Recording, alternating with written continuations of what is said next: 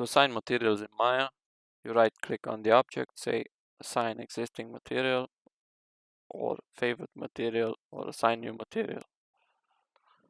In this case, I will show rendering, so it's always good to use the renderer's materials because I will use Arnold, so my favorite material is AI standard surface in this case, or standard surface.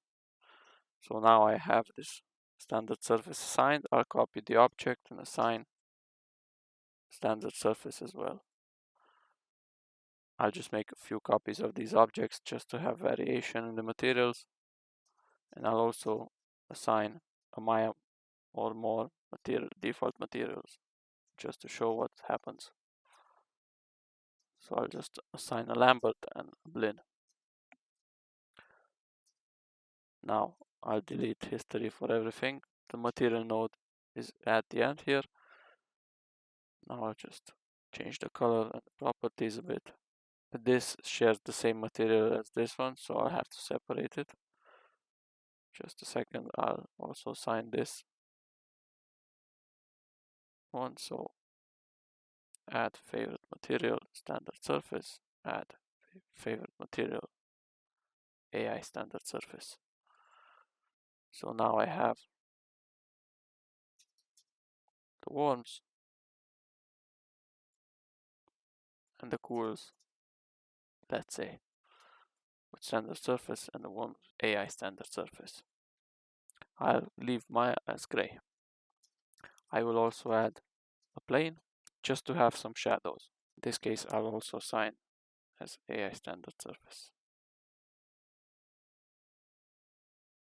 Now, as I have this scene, I'll use my camera, which is in the scene.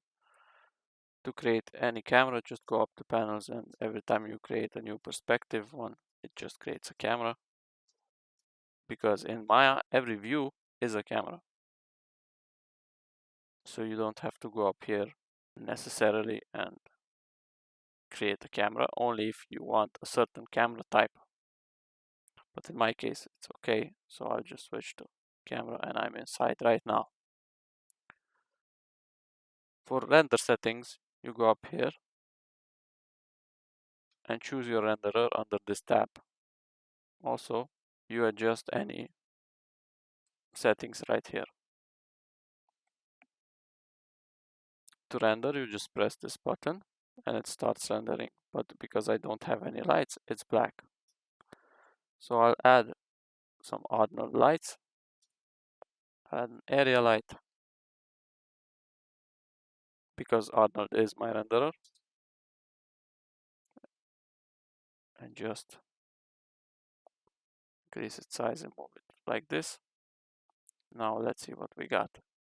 Start the rendering, and I think the light is too weak, so I'll just up the intensity, and now objects start appearing like so. I'll just move this here.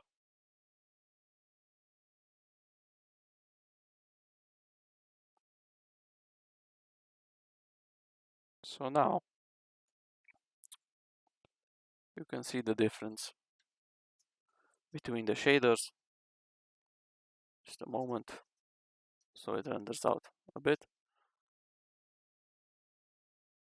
And I'd like to also increase the lights samples so it won't be as noisy. I think 3 is enough. Should be enough. I'll also apply smoothing to all the objects, or at least smoothing preview, so it won't be so jagged. Just to see difference perfectly, I'll make this red as well. And I'll make this green, yellow too. So you can see that the AI standard surface is a bit more glossy than the standard surface. And even if I'm using the Maya shader, it will render out, but it's prone to errors and stuff happening. So if you're using Arnold, use Arnold shaders and Arnold lighting. Sometimes it works, sometimes it doesn't. Maya is very random. Just take that into account if something happens and you need to debug. I'll also add a Maya light just to see what happens. So I'll go up here, create light, area light.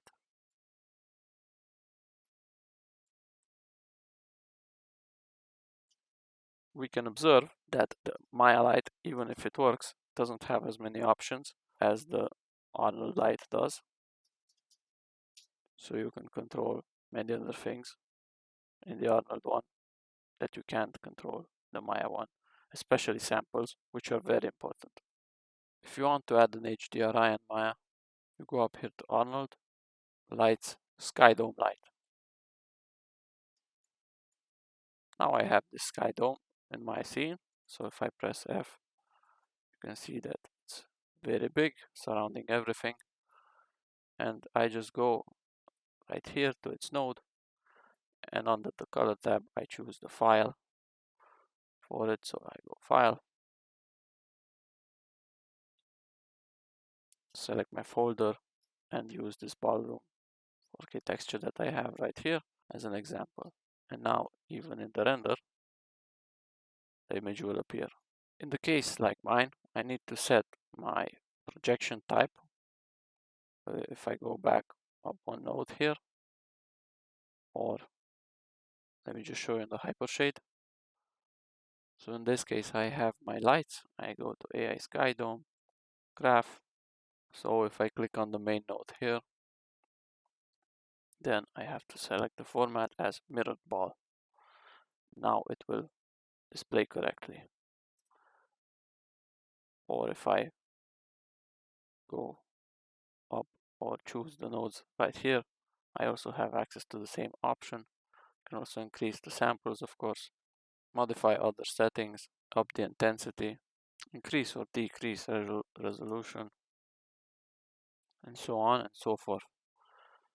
If you want to rotate the image, you just select it here in the viewer and just rotate the ball as you see fit. Okay, now I have the same situation set up here in Max just as I did in Maya. So to apply materials, you need to open your material editor either by pressing M or by going up here to this button. And then from this list, which contains every node that Max has, you can create a new material by dragging it here into the empty viewport, or you have these sample slots, which is from the classic slate editor, and you drag one out and it says instance to have the same one. So you control this with an instance of itself because it can't be displayed otherwise, only if I double click on it. So it's kind of weird like that, but it's okay. So now I have these free materials. As you can see, they're not the same as the physical material. Even if it says physical material, it doesn't have the properties that this node has. In any case, this doesn't really matter at the moment. Let me just create these 5 materials because I have these 4 spheres and a plane. So I'll apply each of these to these elements. Now I can apply them by dragging over it. So I applied this one to the sphere. I drag this output node and drag over it, or just select it and select the material and say assign material to selection. That way I can assign one material to multiple objects if I select them. So I have to select this plane because I froze it before. So I will assign materials to selection this way, and now I have my plane. Let me just change some colors here. In the right panel, this is where you change properties for all these materials, just like in Maya. So the ground is fine, gray. I'll just add some colors to these, modify some reflections just to have some variation on it. As you can see, this node has its roughness only here.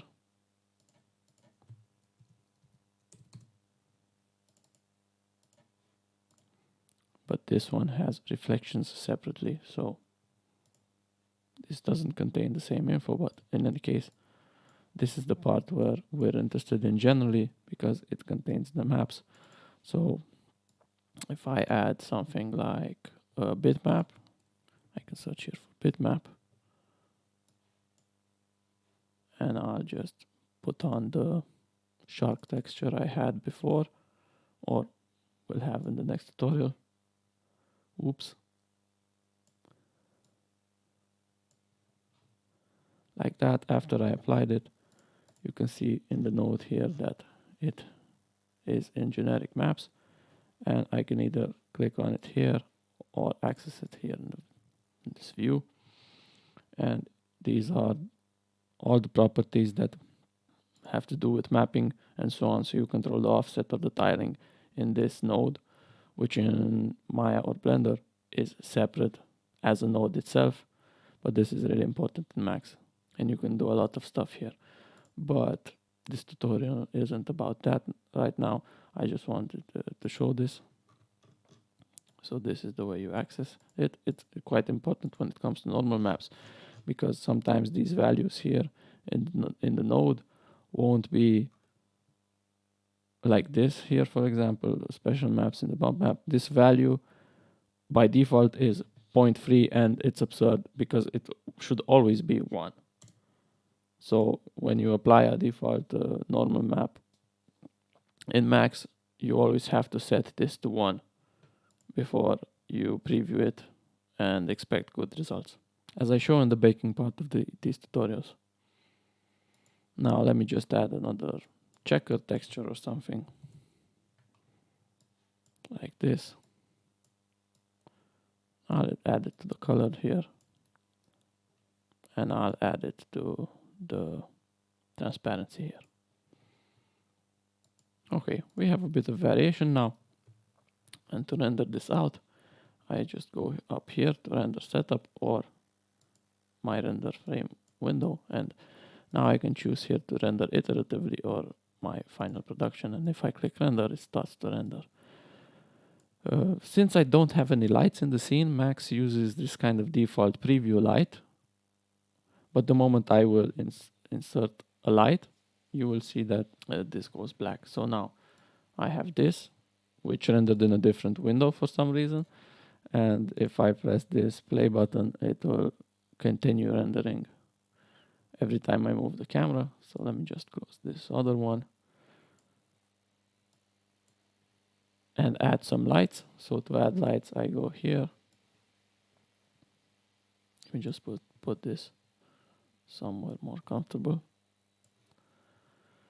So to add lights, I go here and say Arnold, because I'm using Arnold as seen here in the setup window. So the renderer is Arnold.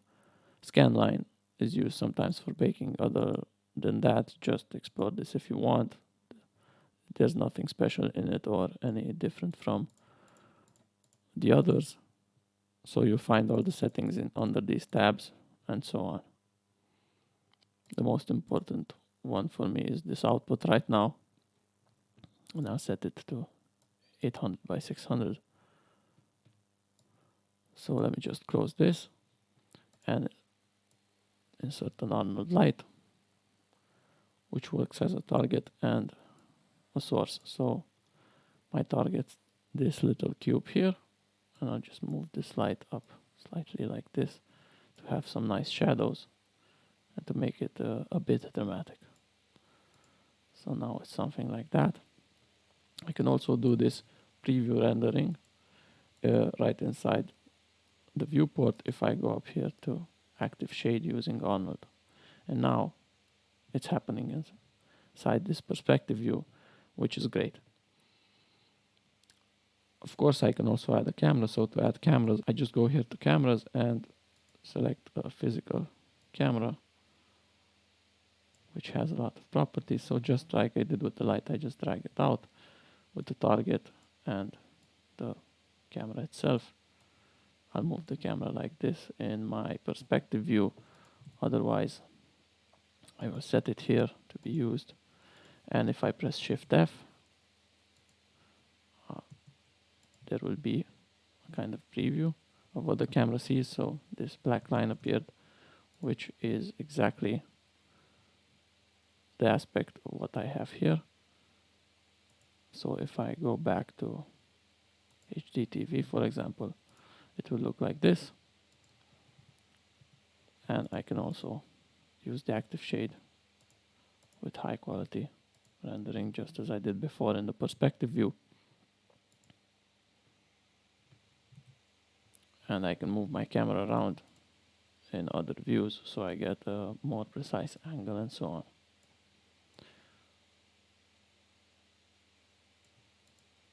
If I select my camera and want to modify its settings or the settings of the light, I will always find it here, just as I do for any object. So this is where I can set all the parameters that the camera has and so on.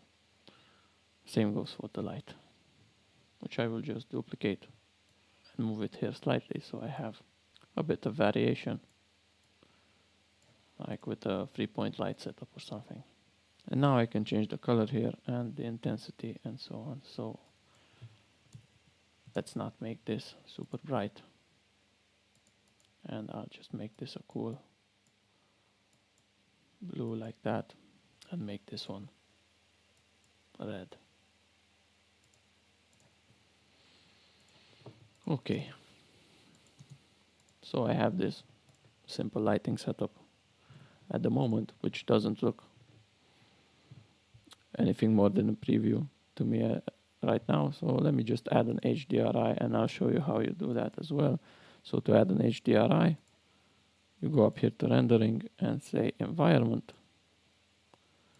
And here there's an environment map you can select. Of course, this is only accessible and modifiable from this panel. So if I write HDRI here and say environment, drag this out, it will give me a list of default environments that Max has, which is great. And now I drag its output right here into this environment map slot and say OK.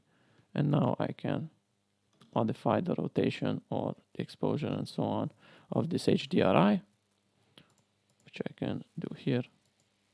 Because if I press this, it will ask me what I want to load, and that's really annoying. So keep in mind that the best thing to do is just write HDRI here, use this HDRI environment node, drag its output into this slot, and it's all good. So now my environment should be visible. But of course I'm in this camera, which isn't very easy to move around. So I'll just show you in my perspective view rather. And I can see my environment here. And finally, I can just render this as a final render. And this is how it looks at the moment. And this is the speed of Arnold for this setup. So that's how you use materials, lights, cameras, and HDRIs in Max. Okay, so before I start introducing Blender in this regard, I have to explain a few things because sometimes it makes sense, sometimes it doesn't, sometimes it's very similar, and sometimes it's just not the same at all. Now, I just made the same situation here, just as I had in Max. So, most importantly, if you want to see anything regarding materials in Blender, you need to enter material preview mode or rendered mode. Now, don't confuse rendered mode and material preview mode as being different because they're essentially the same. Material preview mode is just Eevee. So if your render engine is Eevee, then rendered mode will be Eevee too. But the only difference is up here that these little boxes are ticked or not. So if I'm in material preview mode like this, and if I go up here and I tick these boxes, it looks exactly the same as rendered mode. The only difference will happen when you change your render engine to cycles. Then material preview mode will be Eevee and rendered mode will be cycles. So anything regarding rendering will happen in this render properties tab here, where you can change your renderer by selecting it from this list and change your rendering device from this list, and I will put mine to GPU. Turn on denoising for your viewport or your final render for when you press this render image button up here, and adjust sample count and so on. There are some EV features or general features which are under EV, and if you want to turn them on and off, you have to come here and change the engine and so on. I know it's annoying and weird, but that's just how it works. So if you want to turn ambient occlusion on, bloom, screen space reflections, of course this refers to EV and not to cycles, because cycles is a ray trace engine, so these things are already by default inside. But if it doesn't work and you want to turn it on, or you're looking for options for it, just remember that it's under EV. Now moving on, to access materials, you use this material tab. This is your properties window for your materials, and you have your shader editor like this, where if you click an object, you can assign a new material to it or choose from this available list here. And do not confuse this with this list, because here you have your IDs, and if you press plus, you assign an ID, and I have 3 IDs here, but there are no materials assigned to them. So I choose from this list, like mat1, let's say, and I'll name this mat2, and I'll name the one that has here, it already has mat2 on it, so I'll make a new one, or copy this one, let's say new material. So that's a copy of mat2, now I'll name it mat3, and so on. If I go here to ID2 and I press new, there is a complete new material, and I'll say mat4. And I'll just delete this ID because I don't need it. So now here I have 2 materials, each slotted into separate IDs. And this is where I change what I'm working on here in the shader editor, because this shader displays exactly what is displayed here, only as a node. So I can't modify properties of it unless it's a material property like roughness, for example.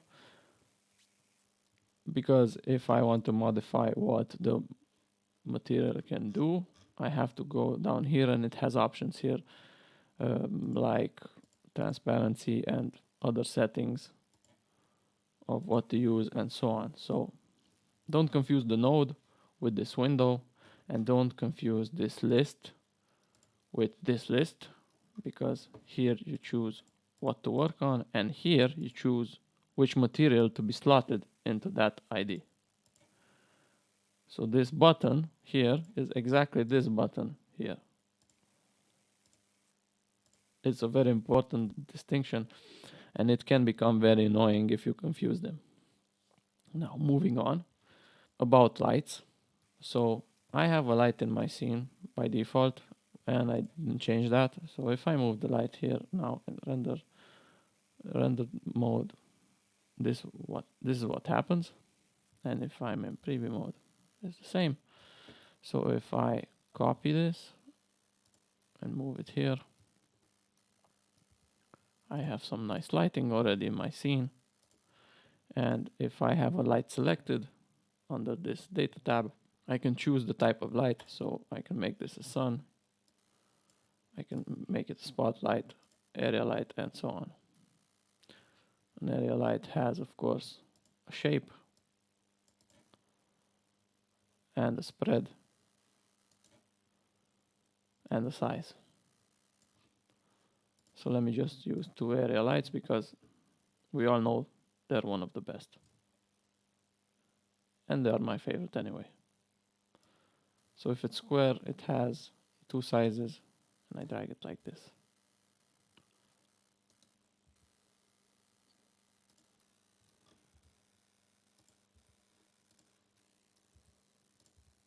And I can create a kind of long light like this if I want to, and so on. make it invisible to the camera and not by pressing this portal button, and I can adjust its spread from here. So if its spread is 0, it essentially cuts off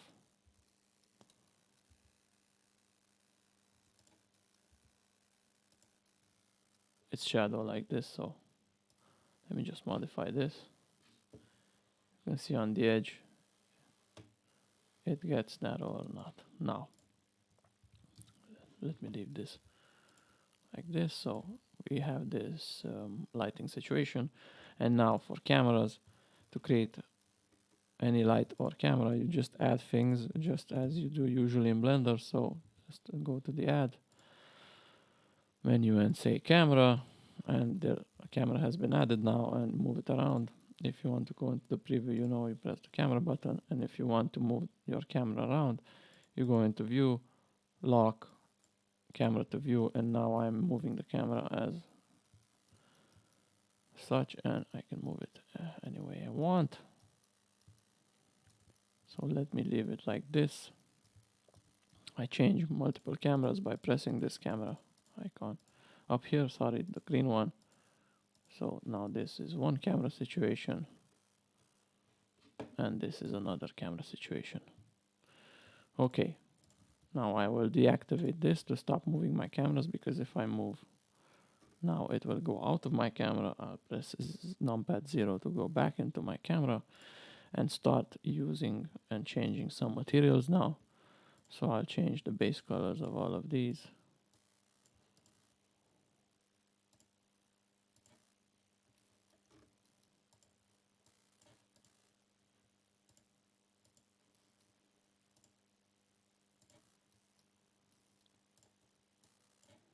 And I'll leave my plane with this white material. Okay.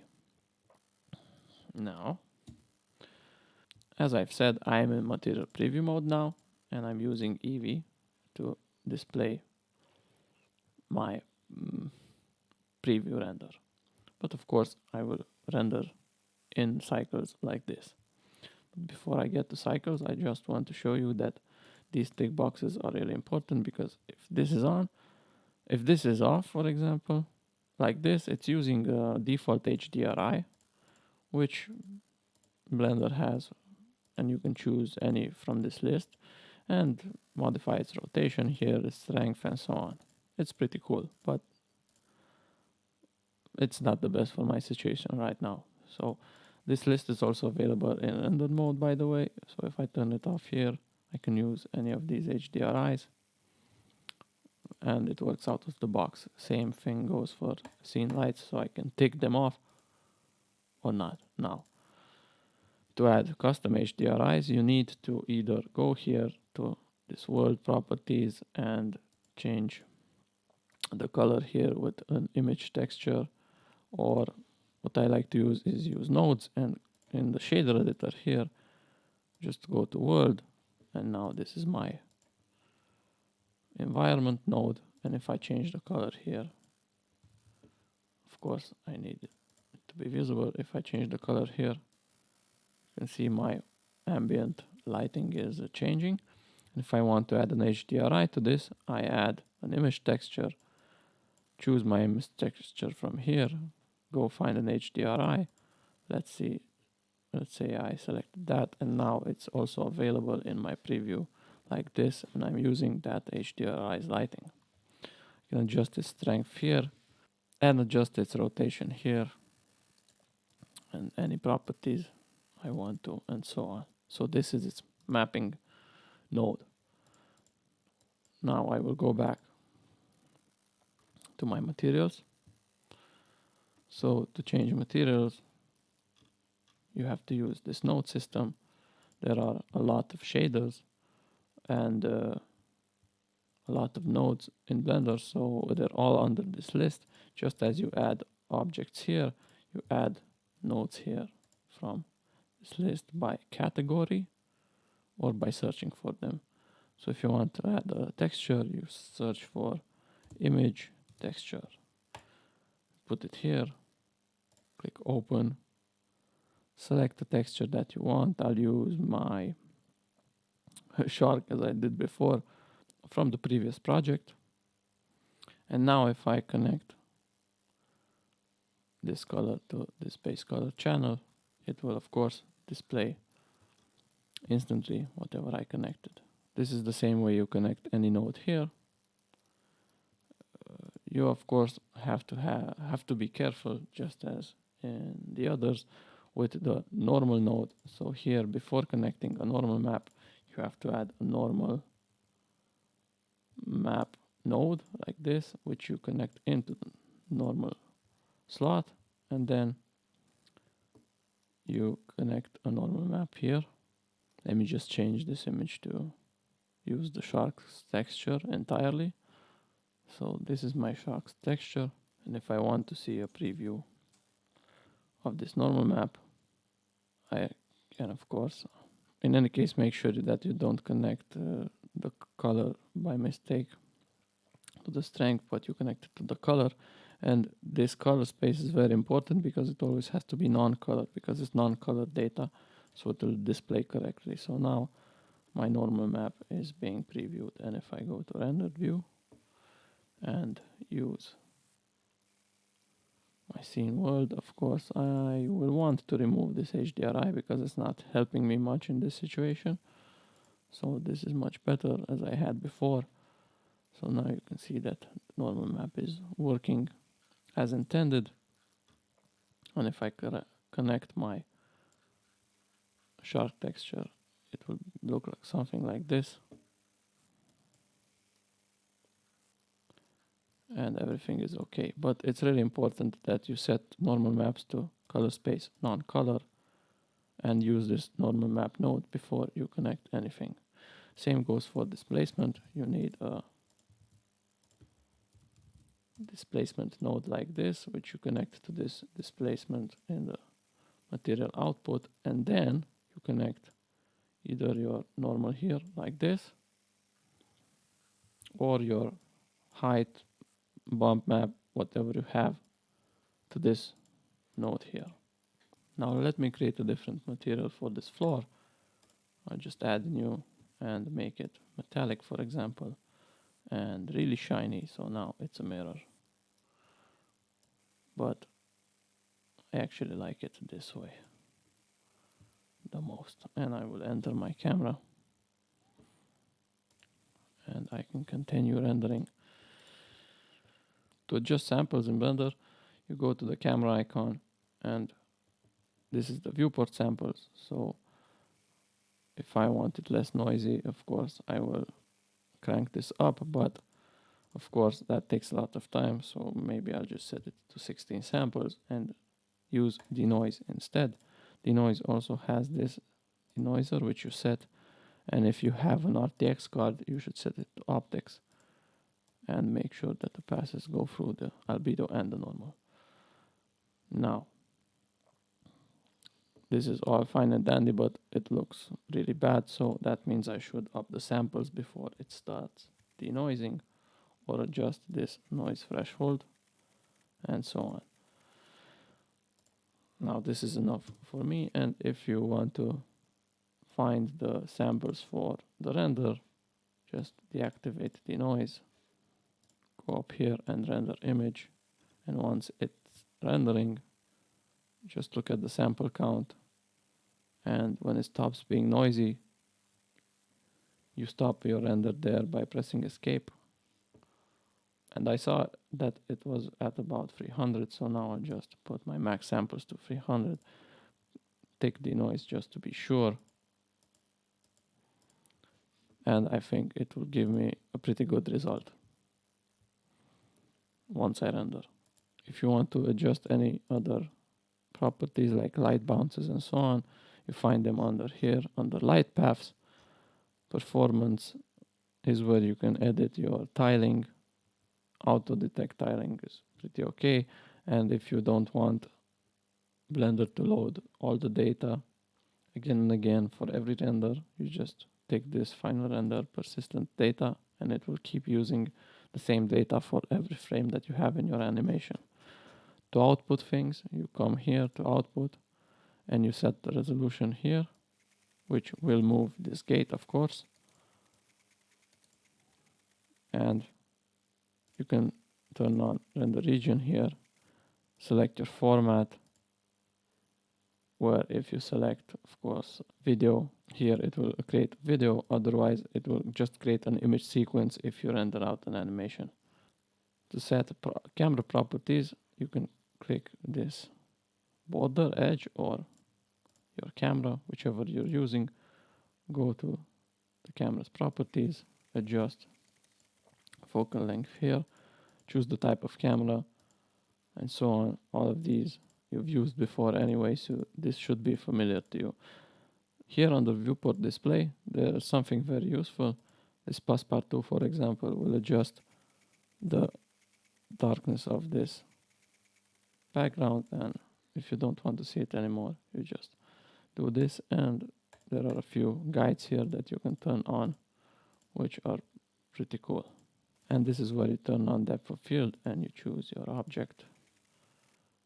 And f-stop here is kind of digital and weird, so you just control the depth of field by using this f-stop number. You can adjust the amount of blades and so on. And to finish this off properly, I would like to leave you with a tip. As you've seen me before, I've been loading textures really fast, like pressing a button like this and it instantly appeared. I mean, the entire graph instantly appeared that I need to use for it. This is due to an add-on. If I haven't introduced it yet through all the series, you find it up here in Preferences, Add-ons, and you write Node, and you turn on Node Wrangler. This will allow you to press Ctrl-T when you select the shader. You press Ctrl-T, and it will instantly load this quick graph for you connected to the base color. But if you already have a set of textures, for example, you can press Ctrl-Shift-T, select your textures, which are usually appropriately named, and it will auto-detect some of them for you, some not. So it depends on the naming convention and so on. And let's say I select these, and it loads this entire graph with the normal map connected, roughness, metallic, base color, even ambient occlusion, and so on. In my case, it didn't connect the AO here because I didn't name it properly, but it can do this by default, and it's very useful. And to not leave this scene hanging and looking like crap, I just make these a nicer version and say glass. And now it's actually looking like something with warmer light and some artistic definition. And to really top it off before I go, I want to show you how it looks in Blender 4 because I don't know which Blender you're using. So along the tutorial, I've been using multiple versions of Blender 3 point something, and meanwhile Blender 4 has appeared and things have changed quite a lot. So here in the node editor, you can see that the shaders look has changed and introduced this tabbed version where you take these annoying little arrows. I don't care. I don't really like this, but in any case, it's just the same. It looks different. Don't be intimidated by it or too annoyed by it as I am. I don't know. Otherwise, even if many things have changed, the majority of it remains the same. Only it just gets better and starts looking better and better. And if you want to truly preview your render without all these lights and everything visible, you just press this button up here, the blue one, and everything will go away. Or you also have to press this one. And when you press render image, you will have your final render. With even more correct lighting since Blender 4.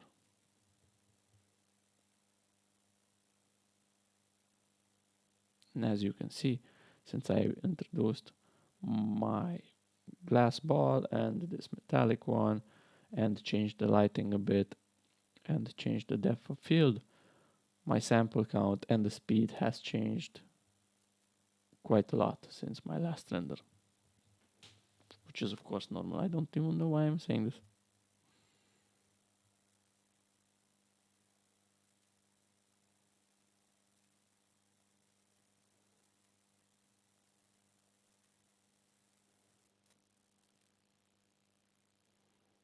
I hope you enjoy it. Good luck.